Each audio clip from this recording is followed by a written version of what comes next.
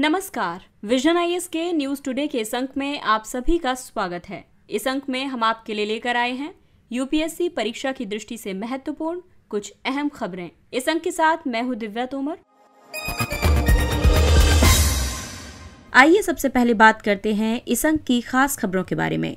उपभोक्ता मामले, खाद्य और सार्वजनिक वितरण मंत्रालय ने खाद्यान्न भंडारण अवसंरचना के आधुनिकीकरण के लिए कई कदम उठाए हैं। भारत के उच्चतम न्यायालय और राष्ट्रीय हरित अधिकरण के चुनिंदा निर्णयों के आर्थिक प्रभाव पर रिपोर्ट पेश की गई। जल शक्ति मंत्री ने सूचित किया कि नमामि गंगे कार्यक्रम के तहत 30,000 करोड़ रुपए मंजूर किए गए हैं। रक्षा मंत्री राजनाथ सिंह ने भारतीय सेना को कई स्वदेशी रक्षा उपकरण सौंपे। विज्ञान और प्रौद्योगिकी मंत्रालय ने कंपोस्टेबल प्लास्टिक के निर्माण और व्यवसायीकरण के लिए स्टार्टअप ऋण प्रस्ताव को मंजूरी दी। और अब खबरें विस्तार से।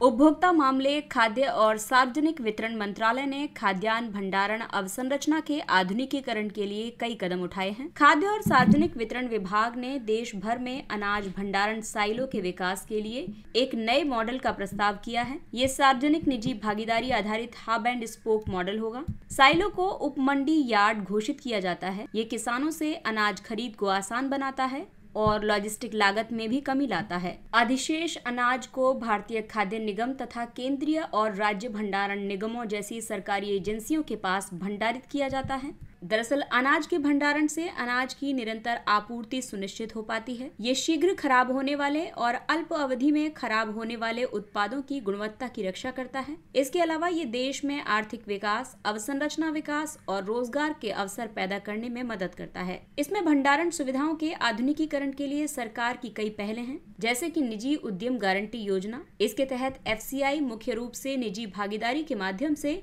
नए गोदामों का निर्माण कर रहा है। इसके अलावा ग्रामीण भंडारण योजना, ये एक पूंजी निवेश सब्सिडी योजना है। इसके तहत ग्रामीण क्षेत्रों में गोदामों का निर्माण और उनका नवीनीकरण किया जाता है। शीत भंडारण, मूल्यवर्धन और परिरक्षण योजना के तहत शीत भंडारण सहित इससे संबद्ध अवसंरचना के विकास के लिए खाद्य प्रसंस्करण उद्योग मंत्रालय सहायता प्रदान करता है। हब और स्पोक मॉडल की बात करें तो ये एक प्रकार की परिवहन प्रणाली है। इसके तहत अलग अलग जगहों पर स्थित स्पोक नामक केंद्रों से हब नामक केंद्रीय स्थान पर उत्पादों को लाया जाता है। यहाँ से वस्तुओं को किसी अन्य दूर जगहों पर भेजा जाता है। हब में एक समर्पित रेलवे साइडिंग और कंटेनर डिपो केंद्र होता है। स्पोक से हब तक परिवहन सड़क के माध्यम से और हब से हब तक रेल के माध्यम से किया जाता है। अगली खबर न्यायपालिका और पर्यावरण दोनों से जुड़ी हुई है। भारत के उच्चतम न्यायालय और राष्ट्रीय हरित अधिकरण के चुनिंदा निर्णयों के आर्थिक प्रभाव पर रिपोर्ट पेश की गई। ये रिपोर्ट नीति आयोग ने प्रस्तुत की। इसे consumer unity and trust society ने तैयार किया है। आपको बता दें कि कर्ट्स जयपुर स्थित नीति अनुसंधान और पक्ष समर्थन समूह है। इस अध्ययन का उद्देश्य न्यायपालिका के निर्णयों के आर्थिक प्रभावों की संवेदनशीलता के बारे में अनुकूल परिवेश का निर्माण करना है। ये न्यायिक अधिकारियों के प्रशिक्षण के लिए उपयोगी साधन के रूप में कार्य करेगा। उच्चतम न्यायालय और एनजीटी के पर्यावरण संरक्षण से संबंधित 5 विशेष आदेशों की वजह से वर्ष 2018 से वर्ष 2021 के बीच लगभग 8,000 करोड़ रुपए का राजस्व नुकसान हुआ है। इसके अलावा लगभग 16,000 कर्मियों ने अपनी नौकरी भी खो दी है। इस अध्ययन में ये भी सिफारिशें की गई हैं कि न्यायाधीशों को संवेदनशील बनाना जरूरी है। न्यायिक अधिकारियों को मौलिक रूप से आर्थिक मुद्दों से अवगत कराया जाना चाहिए। इससे वे एक समग्र और संतुलित निर्णय लेने तथा दृष्टिकोण की आवश्यकता को पहचानने में सक्षम हो सकेंगे। दूसरा है कि विशेषज्ञों की राय लेनी जरूरी है। इसका उद्देश्य उन मामलों में न्यायाधीशों की सहायता करना है जिनमें आर्थिक प्रभाव शामिल हैं। इसके अलावा व्यापक जनहित की सिफारिश की गई है। ऐसे मामलों में जहां कानूनी प्रावधानों का सख्ती से पालन करने से बहुत अधिक आर्थिक नुकसान हो सकता है, उच्चतम न्यायालय के निर्णय में व्यापक जनहित को ध्यान में रखा जाना चाहिए। साथ ही अध्ययन में लोकमत बनाने पर सिफारिश की गई। इसमें कहा गया कि न्यायपालिका को आर्थिक रूप से जिम्मेदार दृष्टिकोण अपनाना चाहिए। इसके लिए प्रमुख नीति निर्माताओं, न्यायपालिका के सदस्यों और शिक्षाविदों के बीच एक राय बनानी चाहिए। जल शक्ति मंत्री ने सूचित किया कि नमामि गंगे कार्यक्रम के तहत 30,000 करोड़ रुपए मंजूर किए गए हैं। जल शक्ति मंत्री ने यमुना पर आजादी का अमृत महोत्सव कार्यक्रम के दौरान ये जानकारी प्रदान की है। इस कार्यक्रम के दौरान अर्थ गंगा के तहत कई नई पहलों का भी शुभारंभ किया गया। अर्थ गंगा का उद्देश्य गंगा नदी के किनारे आर्थिक गतिविधियों को बढ़ावा देना है। इसमें आरंभ की गई नई पहलें हैं। जलज पहल, ये पहल भारतीय वन्यजीव संस्थान के सहयोग से शुरू की गई है। इस पहल का उद्देश्य कौशल विकास गतिविधियों को गंगा संरक्षण के साथ जोड़ना है। दूसरा है सहकार भारती, इसे जन भागीदारी से सतत और व्यवहार्य आर्थिक विकास प्राप्त करने के लिए आरंभ किया गया है। तीसरा है IM अवतार, ये आजीविका के अवसरों को बढ़ावा देने के लिए एक पर्यटन पोर्टल है। इसके अलावा अन्य पहले हैं continuous learning and activity portal पर नया विचार रिवर चैंप कोर्स आरंभ किया गया है। इसको शॉर्ट फॉर्म में क्लैप भी कहा जाता है। क्लैप एक संवाद आधारित पोर्टल है। ये भारत में नदियों के संरक्षण एवं उससे संबंधित मामलों में पहल करने की दिशा में काम कर रहा है। नमामि गंगे कार्यक्रम की शुरुआत गंगा नदी को व्यापक रूप से स्वच्छ और संरक्षित करने के लिए शुरू की गई थी। इस कार्यक्रम के प्रमुख स्तंभ हैं सीवरेज उपचार अवसंरचना का निर्माण, रिवर फ्रंट विकास, नदी सतह की सफाई, जैव विविधता संरक्षण, वनीकरण को बढ़ावा, जन जागरूकता फैलाना, औद्योगिक अपशिष्ट प्रवाह की निगरानी और गंगा ग्राम विकसित करना। इस परियोजना के तहत 5 राज्यों पर विशेष बल दिया गया है। पहला है उत्तराखंड, दूसरा है उत्तर प्रदेश, झारखंड, बिहार और पश्चिम बंगाल। इसे विश्व बैंक द्वारा ऋण के माध्यम से वित्त पोषित किया जा रहा है। इसका क्रियान्वयन राष्ट्रीय स्वच्छ गंगा मिशन और राज्य स्तर पर राज्य प्रबंधन समूह कर रहे हैं। और आइए अब आपको बताते हैं नमामि गंगे की मुख्य विशेषताओं के बारे में। ये केंद्र द्वारा 100% वित्त पोषित कार्यक्रम है। इसमें 15 वर्षों के लिए संचालन और रखरखाव लागत शामिल है। इसमें 5 वर्षों के लिए समर्पित बजट आवंटन है। इसके अलावा हाइब्रिड एन्युटी आधारित सार्वजनिक निजी भागीदारी मॉडल है। साथ ही इसमें आवंटित धन खर्च नहीं होने पर व्यपगत नहीं होता है, यानी लैप्स नहीं होगा, यानी कि इसको अगले वर्ष भी यूज किया जा सकता है। और साथ ही व्यापक समन्वित कार्यक्रम नमामि गंगे परियोजना के तहत शामिल किए गए हैं। और अगली खबर रक्षा क्षेत्र से संबंधित है। रक्षा मंत्री राजनाथ सिंह ने भारतीय सेना को कई स्वदेशी रक्षा उपकरण सौंपे। इन उपकरणों या प्रणालियों का विकास भारतीय सेना ने रक्षा अनुसंधान और विकास संगठन और उद्योग जगत के सहयोग से संयुक्त रूप से किया है। ये उपकरण आत्मनिर्भर भारत अभियान के तहत सशस्त्र बलों के आधुनिकीकरण के दृष्टिकोण से विकसित किए गए हैं। इन उपकरणों का उद्देश्य सेना की कार्रवाइयों की तैयारियों को मजबूत करना है। ऐसा इसलिए क्योंकि सशस्त्र बलों की अवसंरचना संबंधी जरूरतें लगातार बदलते समय के साथ बढ़ रही हैं। प्रमुख स्वदेशी रक्षा उपकरण, इसमें प्रमुख स्वदेशी रक्षा उपकरण हैं future infantry soldier as a system FINSAS। ये पैदल सेना के आधुनिकीकरण का कार्यक्रम है। इसके तहत सैनिकों को 3 प्राथमिक उप प्रणालियों से सुसज्जित किया जा रहा है। इसमें दिन और रात में कारगर, होलोग्राफिक और रिफ्लेक्स साइट से युक्त अत्याधुनिक असॉल्ट राइफल शामिल हैं। इसके अलावा विशेष रूप से डिजाइन किए गए हेलमेट और बुलेट प्रूफ जैकेट के माध्यम से सुरक्षा प्रणाली तथा संचार और निगरानी प्रणाली शामिल है। एंटी पर्सनल माइन निपुण, ये पुरानी NMM-14 माइन की जगह लेगी। इसे पुणे स्थित आयुध अनुसंधान और विकास प्रतिष्ठान तथा भारतीय उद्योग ने विकसित किया है। इसे सॉफ्ट टारगेट ब्लास्ट म्यूनिशन के रूप में भी जाना जाता है। ये घुसपैठियों के खिलाफ रक्षा की पहली पंक्ति के रूप में कार्य करके सीमाओं पर सैनिकों को प्रदान की जाने वाली सुरक्षा को बढ़ाएगी। दूसरा है लैंडिंग क्राफ्ट असॉल्ट। इसे पेंगोंग सो झील में वर्तमान में उपयोग की जाने वाली नाव के स्थान पर लाया जाएगा।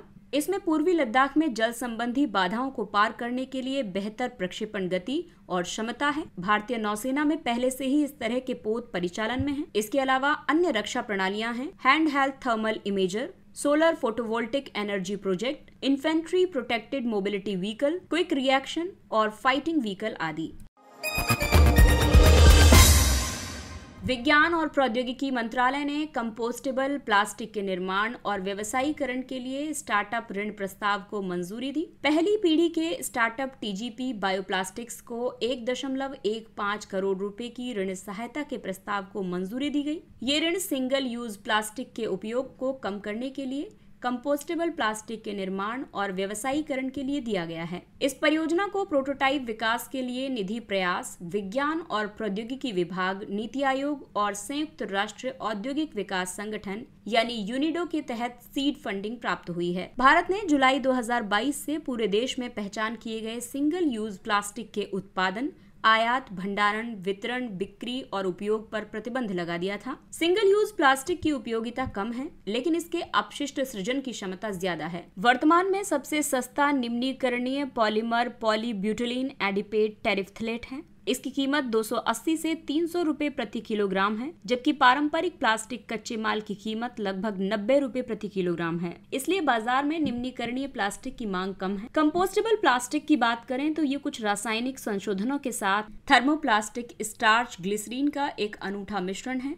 इसके निर्माण में कम लागत आती है और अधिक मजबूती मिलती है। इस कंपोजिट से तैयार किए गए दानों को किसी भी आकार में ढाला जा सकता है और आवश्यकता के अनुसार उपयोग किया जा सकता है। एक बार बाहर फेंकने पर यह टूटकर प्राकृतिक पदार्थों में विखंडित हो जाता है। कंपनी का लक्ष्य प्रति वर्ष 880 मीट्रिक टन की उत्पादन क्षमता प्राप्त करना है। इसमें निधि प्रयास योजना के बारे में बात करें तो विज्ञान और प्रौद्योगिकी विभाग ने national initiative for developing and harnessing innovations कार्यक्रम शुरू किया है। इसके तहत नव प्रवर्तकों और उद्यमियों के लिए इंक्यूबेटर्स, सीड फंड और एक्सीलरेटर्स की स्थापना तथा प्रूफ ऑफ कॉन्सेप्ट अनुदान के लिए कार्यक्रम शुरू किए गए हैं। निधि के तहत promoting and accelerating young and aspiring innovators and startups यानी प्रयास कार्यक्रम शुरू किया गया है। इसके अंतर्गत स्थापित प्रौद्योगिकी व्यवसाय इंक्यूबेटर को प्रयास अनुदान दिया जाता है। ये अनुदान नव प्रवर्तकों और उद्यमियों को प्रूफ ऑफ कॉन्सेप्ट तथा प्रोटोटाइप विकसित करने के लिए दिया जाता है।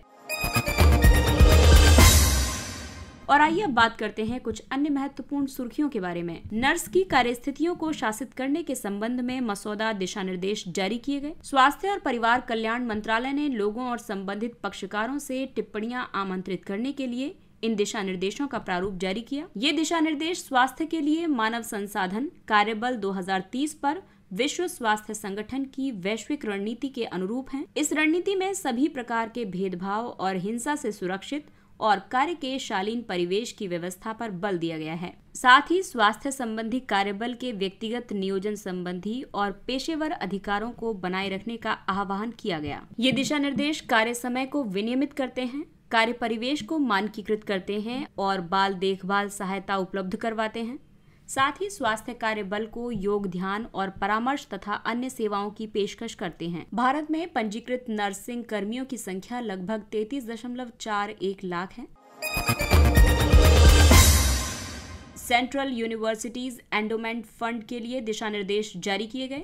शिक्षा मंत्रालय ने दान और योगदान के माध्यम से एंडोमेंट फंड स्थापित करने के लिए दिशा निर्देश जारी किए हैं। इसका उद्देश्य केंद्रीय विश्वविद्यालयों को स्वतंत्र रूप से धन जुटाने के लिए प्रेरित करना है। दिशा निर्देशों के अनुसार छात्रों, संकायों और संस्थानों के विकास के लिए पूर्व छात्रों, समाज सेवियों और उद्योगों से धन एवं योगदान जुटाने के लिए मानदंड तैयार किए गए हैं। दिशा निर्देशों में ये प्रावधान किया गया है कि जो संस्थान विदेशी दान की अपेक्षा कर रहे हैं उन्हें विदेशी अंशदान विनियमन अधिनियम FCRA खाता खोलना होगा। Central universities endowment fund vice chancellor की अध्यक्षता में 7 सदस्यीय बोर्ड द्वारा शासित होगा।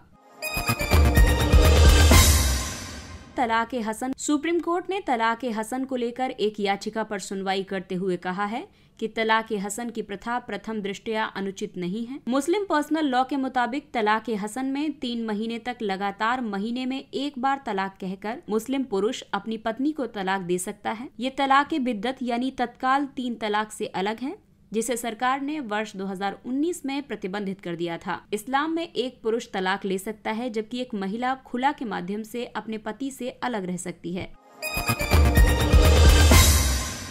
आयुष्मान भारत डिजिटल मिशन के लिए धन आवंटन। राष्ट्रीय स्वास्थ्य प्राधिकरण ने आयुष्मान भारत डिजिटल मिशन के कार्यान्वयन के लिए राज्यों और केंद्र शासित प्रदेशों को धन आवंटन की घोषणा की है। ये राशि स्वास्थ्य सुविधा रजिस्ट्री और स्वास्थ्य सेवा से जुड़े पेशेवरों की रजिस्ट्री में डेटा रिकॉर्ड में उनके प्रदर्शन के आधार पर प्रदान की जाएगी। HFR चिकित्सा की आधुनिक और पारंपरिक प्रणालियों में देश की स्वास्थ्य सुविधाओं का एक व्यापक संग्रह है, जबकि HPR संपूर्ण भारत में आधुनिक के साथ साथ पारंपरिक स्वास्थ्य सेवाएं प्रदान करने वाले पंजीकृत और सत्यापित चिकित्सकों का एक व्यापक संग्रह है। NHA को एक राष्ट्रीय डिजिटल स्वास्थ्य तंत्र बनाने के लिए रणनीति तैयार करने, तकनीकी बुनियादी ढांचे का निर्माण करने और ABDM के कार्यान्वयन का कार्य सौंपा गया है। मंथन प्लेटफॉर्म। भारत सरकार के प्रधान वैज्ञानिक सलाहकार के कार्यालय ने मंथन मंच के शुभारंभ की घोषणा की है। इसका शुभारंभ भारत की आजादी के 75 वर्ष पूर्ण होने के अवसर पर देश के भीतर विज्ञान और प्रौद्योगिकी के सभी क्षेत्रों को सक्षम एवं सशक्त बनाने की दृष्टि से किया गया है। इसका उद्देश्य उद्योगों और वैज्ञानिक अनुसंधान तथा विकास पारिस्थितिकी तंत्र के बीच बड़े पैमाने पर सहयोग को बढ़ावा देना है। इससे संयुक्त राष्ट्र द्वारा परिभाषित सतत विकास लक्ष्यों के चार्टर के अनुरूप भारत के सतत विकास लक्ष्यों को हासिल करने में मदद मिलेगी। पेट्रोलियम कोक या पेटकोक। भारत ने वर्ष 2022 की शुरुआत में वेनेजुएला से पेट्रोलियम कोक या पेटकोक का अपना पहला कार्गो प्राप्त किया था। पेट्रोलियम कोक एक कार्बन युक्त उत्पाद है। ये तेल शोधन प्रक्रिया से प्राप्त होता है।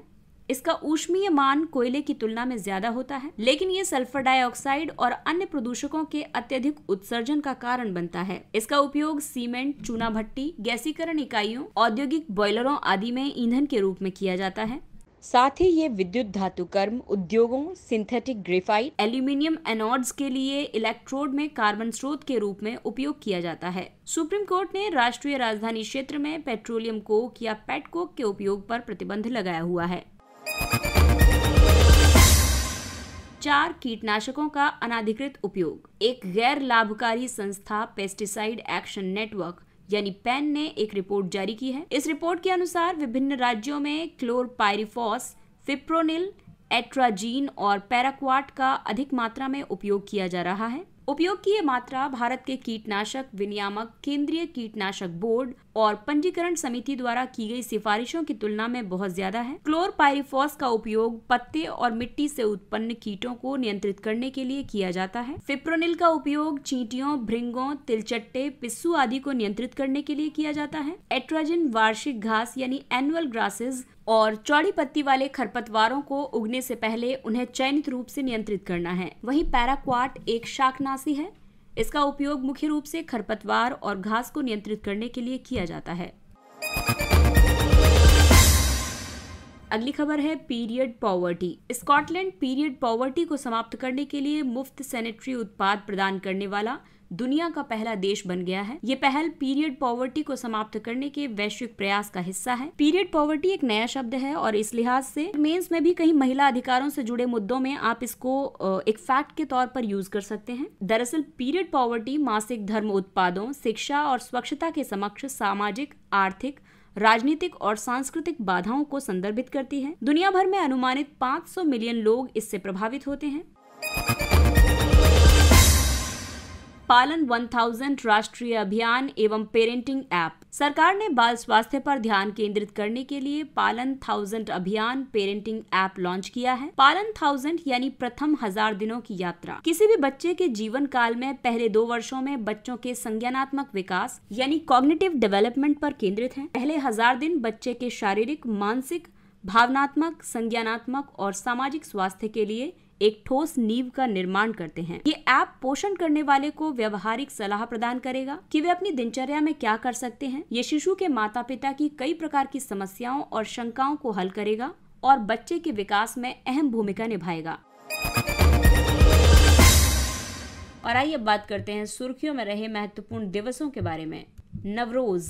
जरथुस्त्र पंचांग के प्रथम माह यानी फरवर्डिन के पहले दिन को नवरोज के रूप में मनाया जाता है। इसे पटेटी के रूप में भी जाना जाता है। ईरान पंचांग के अनुसार इसे प्रत्येक वर्ष वसंत ऋतु के विषुव के दिन मनाया जाता है, परंतु शहंशाही पंचांग के अनुसार इसे जुलाई अगस्त में मनाया जाता है। शहंशाही पंचांग की शुरुआत करने वाले फारसी शासक जमशेद की स्मृति में इसे जमशेद ए नवरोज के नाम से भी जाना जाता है। ये यूनेस्को की अमूर्त सांस्कृतिक विरासत की सूची में शामिल है। विभाजन विभीषिका स्मृति दिवस 14 अगस्त। इसे पहली बार वर्ष 2021 में घोषित किया गया था। यह उन सभी भारतीयों के संघर्ष और बलिदान की याद दिलाता है जिन्होंने विभाजन के दौरान अपने प्राण गंवाए थे। भारत के विभाजन में लगभग 5 से 10 लाख लोगों की मृत्यु हुई थी। भारत का विभाजन माउंट बेटन योजना पर आधारित था। माउंट बेटन की 3 जून योजना के आधार पर 18 जुलाई 1947 को ब्रिटिश संसद ने भारतीय स्वतंत्रता अधिनियम 1947 को शाही स्वीकृति प्रदान की। इसके तहत भारत को भारत और पाकिस्तान नामक 2 स्वतंत्र प्रभुत्व वाले राज्यों में विभाजित कर दिया गया था।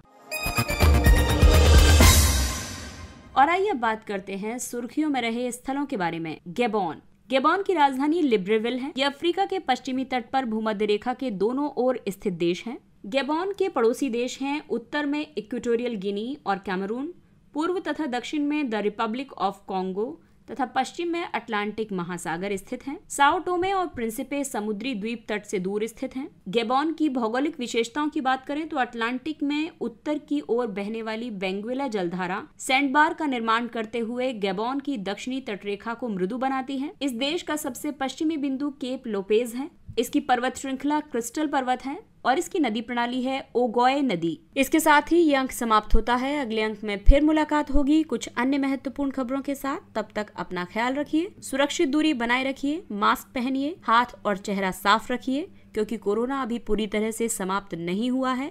इसलिए अपनों का और अपना विशेष ध्यान रखें। और अगर आपको हमारा कंटेंट पसंद आ रहा है तो इसे लाइक, सब्सक्राइब और शेयर करें। इसके साथ ही विजन IAS की पूरी टीम आपसे इजाजत लेती है। नमस्कार, थैंक यू फॉर लिसनिंग।